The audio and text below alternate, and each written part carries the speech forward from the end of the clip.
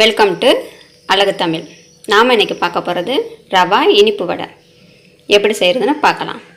வீடியோக்குள்ளே போகிறதுக்கு முன்னாடி நம்ம சேனலை மறக்காமல் சப்ஸ்கிரைப் பண்ணிவிடுங்க, பெல் பட்டனை கிளிக் பண்ணிவிடுங்க. வாங்க வீடியோக்குள்ளே போகலாம். Please subscribe this channel.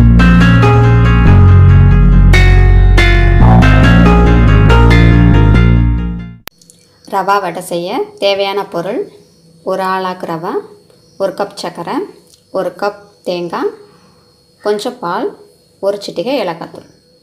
இவ்வளோதாங்க. ரொம்ப குறைவான டயத்தில் ஸ்வீட்டான ரெசிபி நம்ம சாப்பிட்லாம். அதிக டைம்லாம் எடுக்காது, சீக்கிரமாக செஞ்சிடலாம். எப்படி செய்யலாம்னு வாங்க பார்க்கலாம். இப்போ நம்ம 1 by 1 போட்டு எல்லாத்தையும் நம்ம பிசைய போகிறோம். தேங்காய், சர்க்கரை, கொஞ்சம் ஏலக்காய் தூள்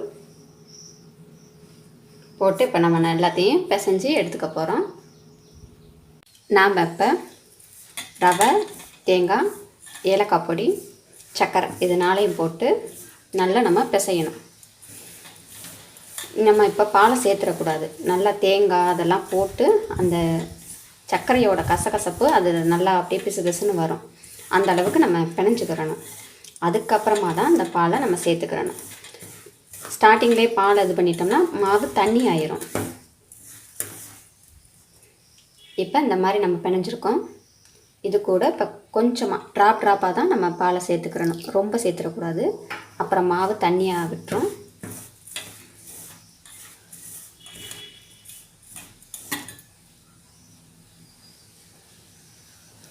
பாருங்கள், இந்த மாதிரி தான் சேர்த்துக்கணும். நம்ம பாலை அதிகமாக சேர்த்துடக்கூடாது.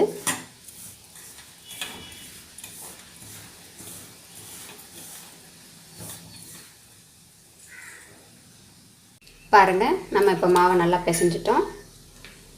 இப்போ பாருங்கள் மாவு எப்படி இருக்குதுன்னு. இந்த மாதிரி இருக்கணும். இப்படி பிடிக்கும்போது இப்படி உருட்டுற மாதிரி வரணும் மாவு.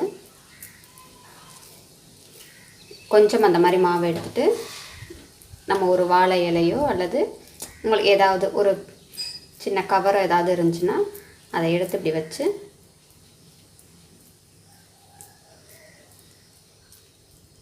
இந்த மாதிரி தட்டிக்கிறணும்.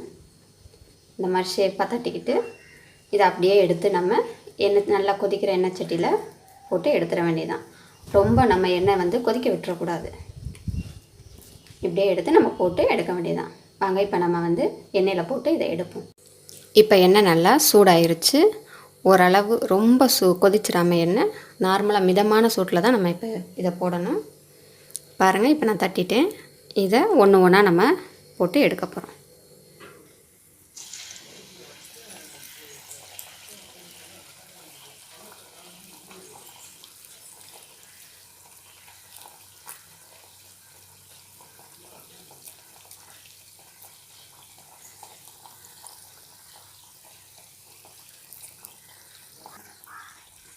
அடுத்தது போட போகிறேன்.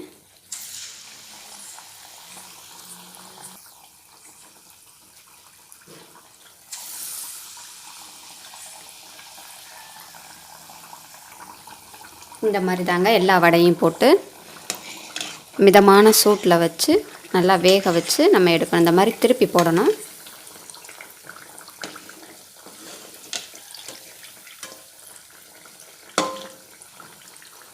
ரொம்ப நீங்கள் பால் சேர்த்துடக்கூடாது. கொஞ்சமாக 2 ட்ராப் 3 ட்ராப் அந்த மாதிரி தான் பால் சேர்த்து நம்ம இப்போ செய்யணும். ரொம்ப தண்ணி ஆயிடுச்சுன்னா அந்த வடை பிரிஞ்சிரும். எண்ணெயில் போடும்போது பிரிஞ்சிரும்.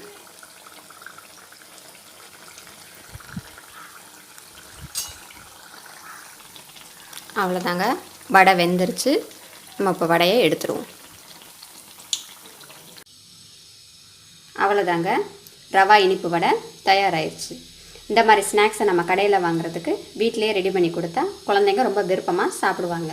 சின்னவங்கலேருந்து பெரியவங்க வரை எல்லாருக்குமே இந்த ஸ்நாக்ஸ் ரொம்ப பிடிக்கும். இந்த மாதிரி ரெசிபி உங்களுக்கு பிடிச்சிருந்துச்சுன்னா மறக்காமல் லைக் பண்ணுங்கள், கமெண்ட் பண்ணுங்கள், ஷேர் பண்ணுங்கள். மீண்டும் ஒரு புது ரெசிபியோடு உங்களை சந்திக்கிறேன். நன்றி, வணக்கம்.